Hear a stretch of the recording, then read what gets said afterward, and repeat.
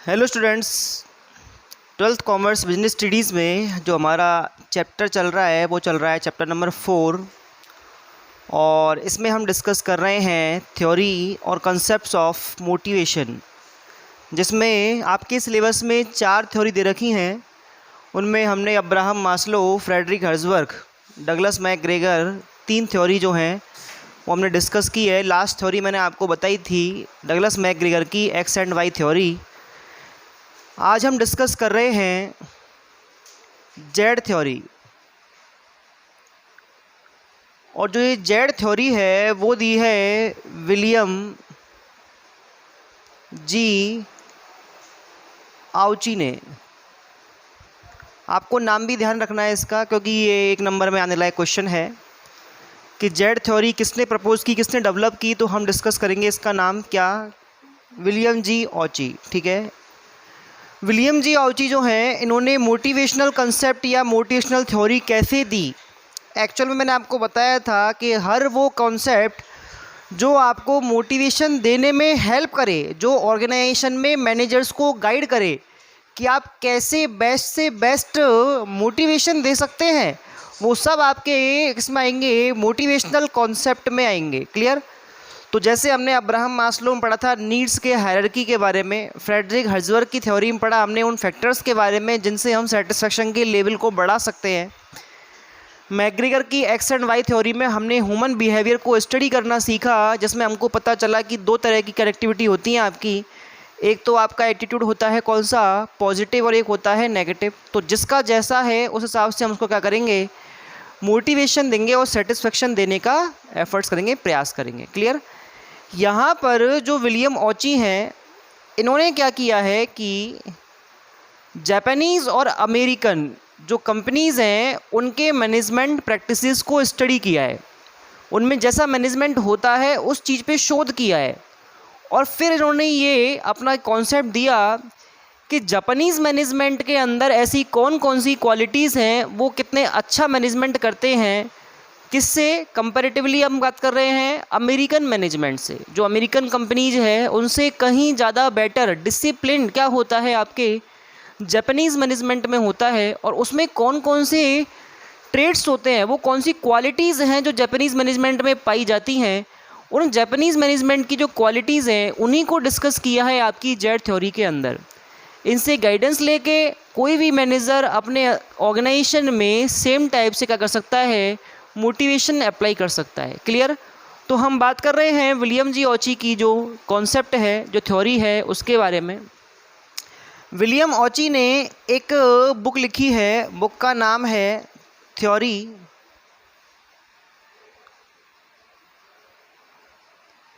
Z. Book का नाम है थ्योरी जेड। और इसमें क्वेश्चन है कि how American business can meet Japanese challenge.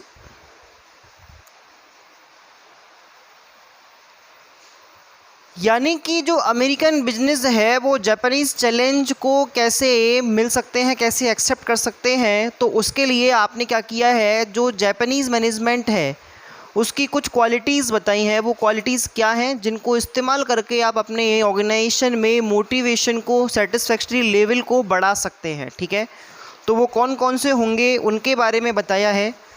तो उसके बारे में कुल 5-6 टाइप के पॉइंट्स हैं आपके, जो जापानी मैनेजमेंट के आपकी क्वालिटीज़ को प्रेजेंट करते हैं। और उसमें नंबर फर्स्ट है जो, वो है लाइफ टाइम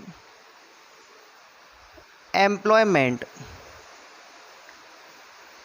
आजीवन रोजगार देते हैं। ध्यान रखना है हमको, जापानीज़ कंपनी जो होती हैं उनमें मैनेजमेंट में मोटिवेशन का जो एक बेस्ट मेथड है वो है लाइफ टाइम एम्प्लॉयमेंट। यानी कि जब किसी ऑर्गेनाइजेशन में किसी एम्प्लॉय को एक बार अपॉइंट कर लिया जाता है तो उसे हटाया नहीं जाता। यानी कि अगर मान लो मंदी टाइम आ गया, जैसे अभी कोरोना का सीज़न चल रहा है, तो ढेर सारी कंपनियां अपने एम्प्लॉयज़ को फ्री कर रही हैं, हटा रही हैं।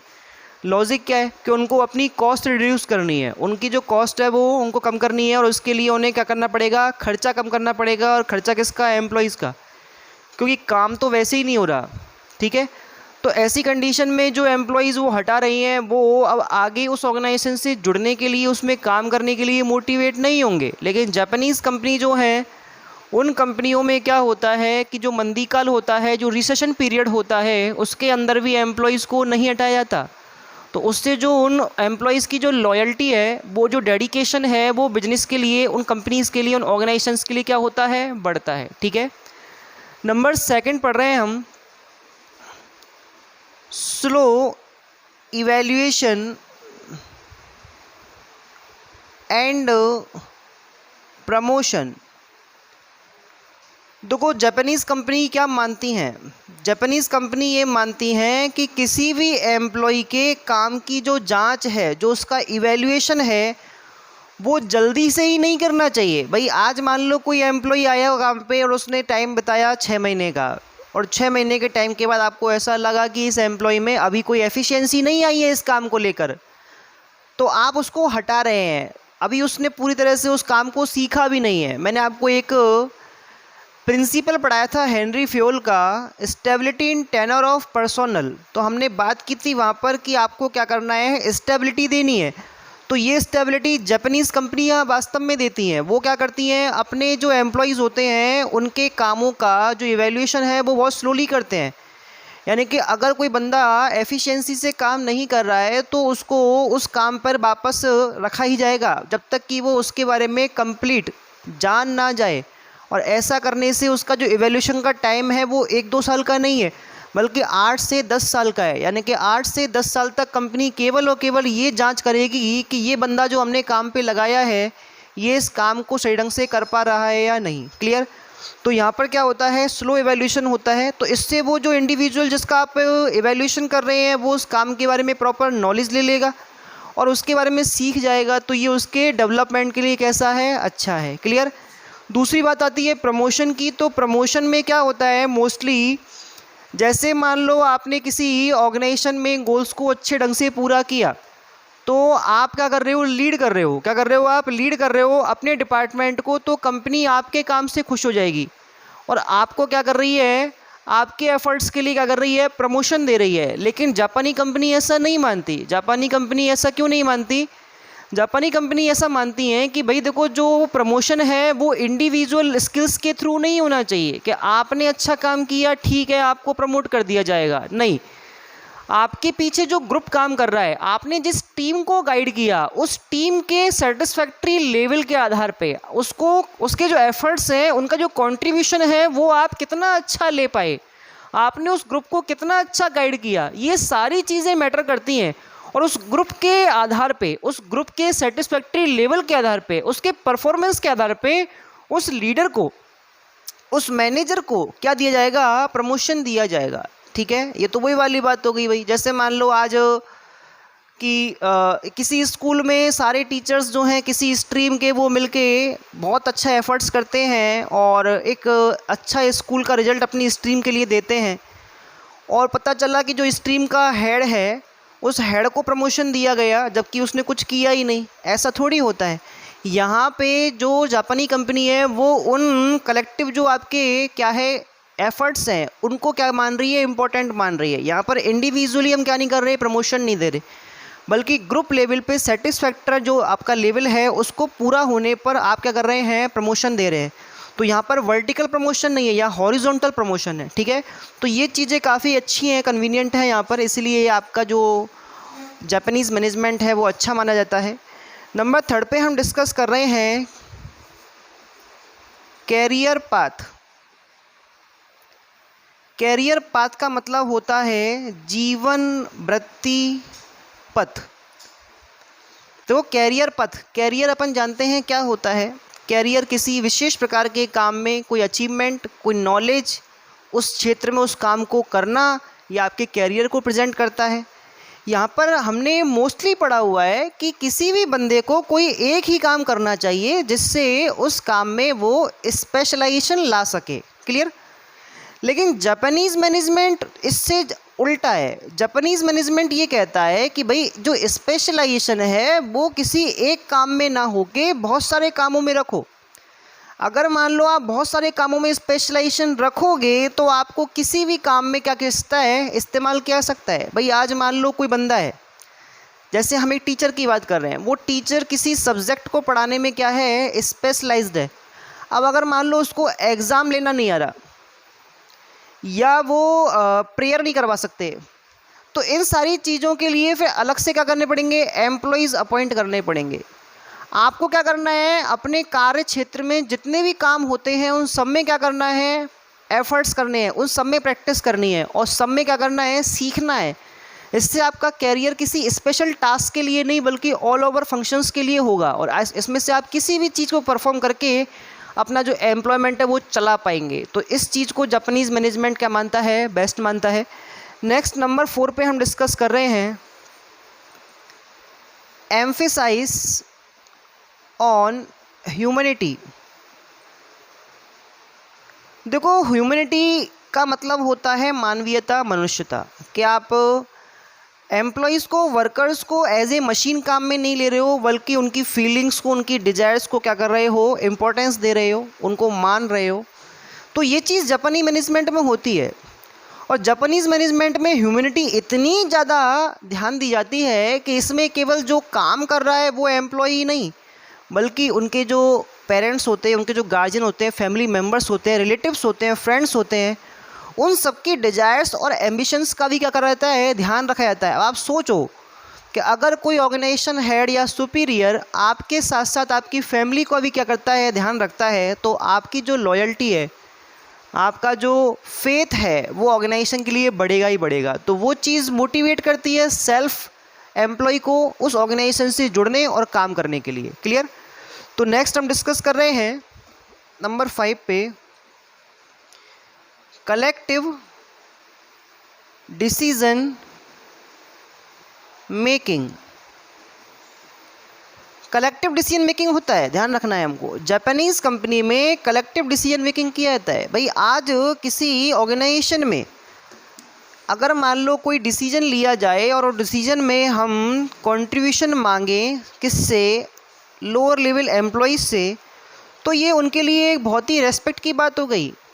और अगर मान लो उन्होंने जो एडवाइसेस दी, जो डिस्कशन दिया, उसको हमने इम्प्लीमेंट और कर दिया, तो इससे उनका जो इम्पोर्टेंस है वो बढ़ जाएगा और वो सोचेंगे कि ऑर्गेनाइजेशन हमारी बातें भी सुनता है, हमारी बातें भी मानता है। और ऐसा जो एक सिस्टम बनेगा माइंड में किसके, एम्प्लॉय के, वो बिल्कुल पॉजिटिव होगा किसके लिए, ऑर्गेनाइजेशन के लिए, और वो उसी के साथ जुड़ना और काम करना पसंद करेंगे।